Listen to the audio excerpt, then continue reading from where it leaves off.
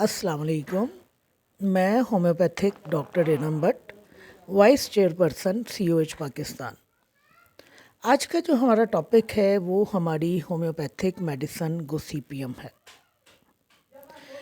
ख़वातीन के अज़ाए तनासला पर इस दवा का ख़ास असर है और क्लिनिकली ये दवा ख़वातीन के लिए ही इस्तेमाल होती है।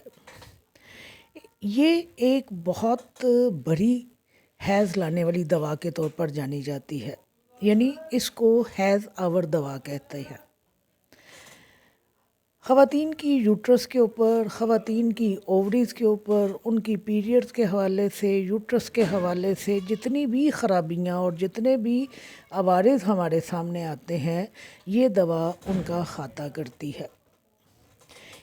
जिस तरह मैंने आपको कहा कि ये एक हैज़ आवर दवा के तौर पर जानी जाती है, तो हमारे बहुत सारे डॉक्टर, मैं अगर कहूँ कि 95% डॉक्टर जो हैं इससे ये समझते हैं कि शायद ये दवा जो है एबॉर्शन में काम आती है।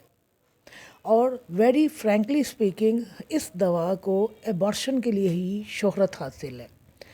ये दवा एबॉर्शन करती है या नहीं करती है, जो डॉक्टर्स हैं इस दवा को एबॉर्शन के लिए जानते हैं, एबॉर्शन के लिए इस्तेमाल करते हैं।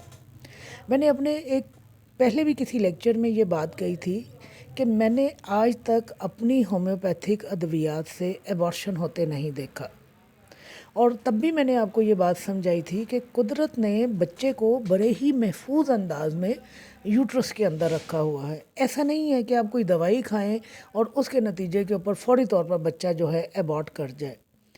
चूँकि मेरे पास हॉस्पिटल के हवाले से भी क्लिनिकल एक्सपीरियंस है, तो बाज़ औक़ात जब आप लोग एबॉर्शन करवाने के लिए जाते हैं, DNC करवाने के लिए जाते हैं, तो तब कई कई घंटे यूट्रस का मुंह नहीं खुलता है।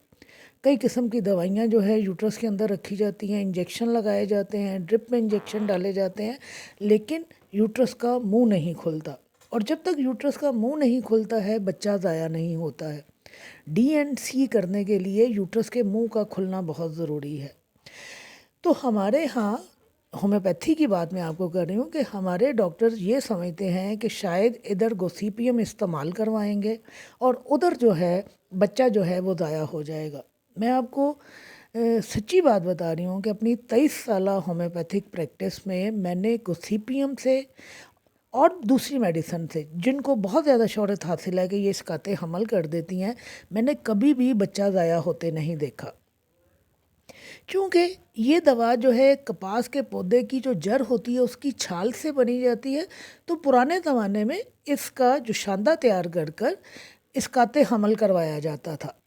और वही चीज़ जो है अब तब से अब तक हमारे जहनों में या हमारे दिमागों में बैठ गई हुई है कि अगर हमने किसी का एबॉर्शन करवाना है तो हम गोसिपियम जो है मदर टिंचर में इस्तेमाल करवाएंगे, 10-10 ml की बोतल पिला देंगे दिन में 4 मरतबा 5 दफ़ा, तो जो हमल है वो ज़ाया हो जाएगा। ये सारी तमहीद मैंने आपको इसलिए बताई है कि मैं अपने पर्सनल एक्सपीरियंस की बात कर रही हूँ कि हमारी कोई भी दवा जो है वो किसी किस्म का एबॉर्शन नहीं करती है। कुदरत ने जो उसकी हिफाजत का इंतज़ाम रखा है, हम उसमें मदाखलत नहीं कर सकते। तो गोसिपियम की जो वजह शोहरत है, क्लिनिकली उसको कोई जानता है या नहीं जानता, किसी ने वो दवा पढ़ी है या नहीं पढ़ी, सीना बसीना या डॉक्टर्स के ज़रिए जो बात आगे चलती है वो यही कि गोसिपियम जो है इसकाते हमल के लिए इस्तेमाल होती है। चूँकि ये एक बहुत बड़ी हैज़ आवर दवा के तौर पर जानी जाती है, लिहाजा इससे यही समझ लिया जाता है कि ये दवा चूँकि पीरियड्स लेके आती है, तो अगर अनवांटेड कंसीव ख़ातून कर गई है तो बच्चा ज़ाया कराने के लिए अगर हम इस दवा का इस्तेमाल करवाएंगे तो हैज़ जारी हो जाएंगे। बाकी आगे आप लोगों की अपनी मर्ज़ी है कि आप मेरी बात को कितना समझ पाते हैं, कितना फॉलो करते हैं, और गोसिपियम को कभी भी आप बच्चा ज़ाया करने के लिए इस्तेमाल ना करवाएं, ये सबसे बेहतर है। आप उसके करैक्टरिस्टिक सिम्टम के ऊपर जब इस दवा को इस्तेमाल करवाएंगे तो ये फ़ीमेल्स के लिए एक फ़ायदेमंद दवा है।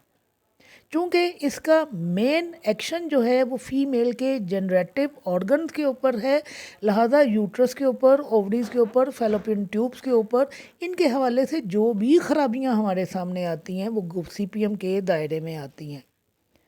یہ دوا جو ہے بانجھپن کو دور کرتی ہے۔ یہ کس قسم کے بانجھپن کو دور کرتی ہے؟ وہ بانجھپن جو رحم کی کمزوری کی وجہ سے آتا ہے۔ جب یہ دوا بانجھپن کو دور کر رہی ہے تو ظاہر ہے پھر اس دوا سے ہم ایبارشن کیوں کریں، ہم اس دوا کو بانجھپن کو دور کرنے کے لیے استعمال کرواتے ہیں۔ یہ دوا جو ہے ایک سٹیمولنٹ کے طور پر کام کرتی ہے اور یوٹرس میں اور اووریز میں ایک تحریک پیدا کرتی ہے۔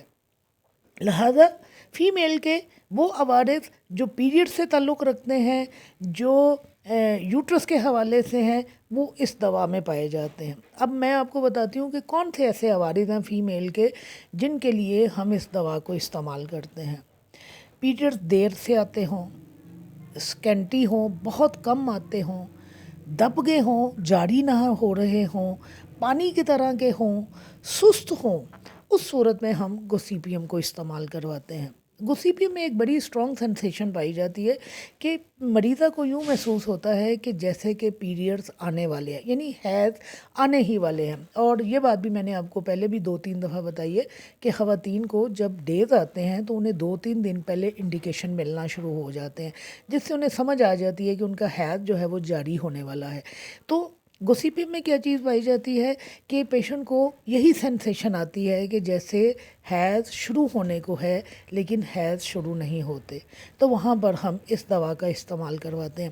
جس طرح سپیا میں، بیلاڈونا میں، لیلیم میں بیئرنگ ڈاؤن سینسیشنز پائی جاتی ہیں، بیئرنگ ڈاؤن پینز پائی جاتی ہیں، بالکل اسی طرح گوسیپیم میں بھی پائی جاتی ہیں۔ فیبرائڈز پائے جاتے ہیں،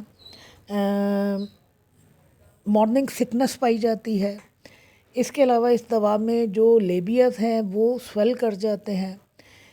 وضع حمل کے بعد اگر پلاسینٹا ریٹینڈ کر جائے، یعنی پلاسینٹا خارج نہ ہو، تو جہاں ہم کینتھیرس کو استعمال کرواتے ہیں، پلساٹیلا کو استعمال کرواتے ہیں، وہاں ہم ریٹینڈ پلاسینٹا کے لیے گوسیپیم کو بھی استعمال کرواتے ہیں۔ پھر اس دوا میں اووریز میں جو درد ہے وہ وقفے سے آتی رہتی ہے، یعنی انٹرمیٹنٹ ہوتی ہے۔ وہ انٹرمیٹنٹ کہتے ہیں کہ ایک مقررہ وقت کے بعد جو ہے وہ درد جو ہے واپس پلٹتا ہے۔ تو یہاں پر اووریز میں بھی جو ہے یہ درد پائے جاتے ہیں اور یہ درد اووریز سے یوٹرس کی طرف جو ہے ٹریول کرتے ہیں۔ پھر اس دوا میں بریسٹ میں جو ہے وہ ٹیومر پایا جاتا ہے اور اس کے ساتھ جو ہمارے ایگزیلری گلینڈز ہیں وہ بھی سویل کر جاتے ہیں۔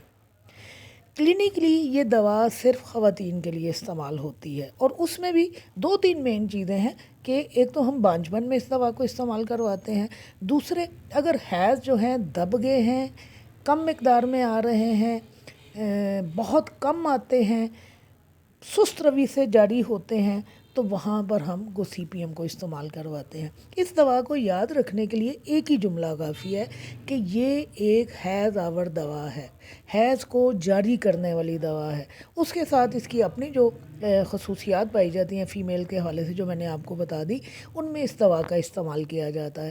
تو یاد رکھیے گوسیپیم کو حیض کی خرابیوں کے لیے استعمال کیا جاتا ہے، گوسیپیم کو حیض لانے کے لیے استعمال کیا جاتا ہے، گوسیپیم کو بانجھپن کو دور کرنے کے لیے استعمال کیا جاتا ہے۔ تو یہ جو چیز آپ نے یا ہم نے اپنے ذہن میں بٹھا رکھی ہے کہ گوسیپیم جو ہے وہ اسقاط حمل کی دوا ہے، ایسا کچھ نہیں ہے۔ یہ دوا مدر ٹنکچر میں بھی استعمال ہوتی ہے اور پوٹینسیز میں بھی استعمال ہوتی ہے۔ زیادہ تر اس دوا کو ویسے مدر ٹنکچر میں استعمال کیا جاتا ہے، آپ چاہیں تو اس کو پوٹینسی میں بھی استعمال کر سکتے ہیں۔ شکریہ۔